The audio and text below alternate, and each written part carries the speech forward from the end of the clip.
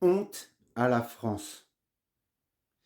Il aura fallu moins de 24 heures, après une demande des loyalistes de Nouvelle-Calédonie, notamment Nicolas Metzdorf et Sonia Backès, pour enfermer Christian Théin sur des suppositions qui ne sont toujours pas alléguées. Et donc ces incarcérations pour l'anthropologue au CNRS Benoît Trépied, qui est spécialiste de la Nouvelle-Calédonie, eh bien ça ne réglera évidemment rien au conflit en cours.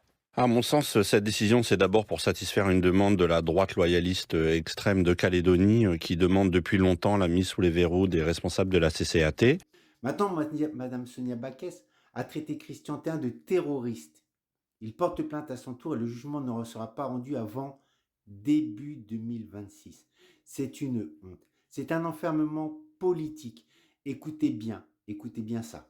Vous y voyez une décision politique? Je ne crois pas du tout à l'hypothèse qui est défendue par l'État de dire tout a été commandité, préparé, c'est un système pyramidal. C'est pas le cas. En réalité, les gens montent des barrages. Et ce qu'on a vu depuis plusieurs semaines, au contraire, c'est Christian Théin et les autres aller sur les barrages pour essayer de faire baisser la pression.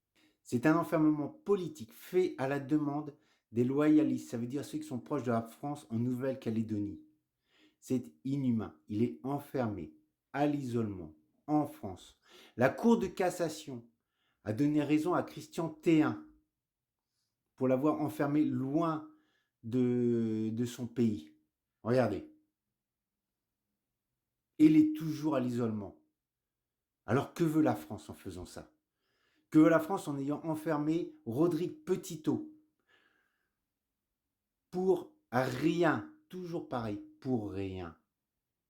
Des suppositions d'accusations sur des prétendus. C'est une honte pour la France. Une honte. Fatigué.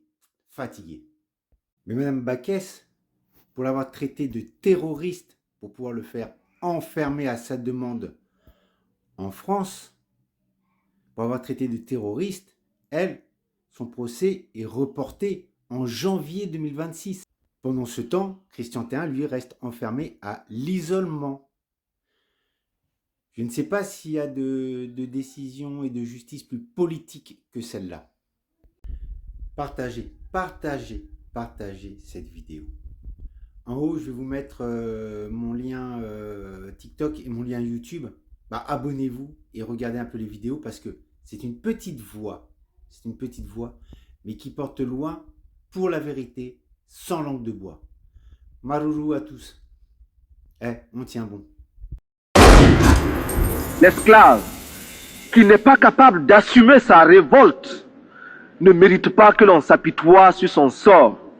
Cet esclave répondra seul de son malheur s'il se fait des illusions sur la condescendance suspecte d'un maître qui prétend l'affranchir. Seule la lutte libère.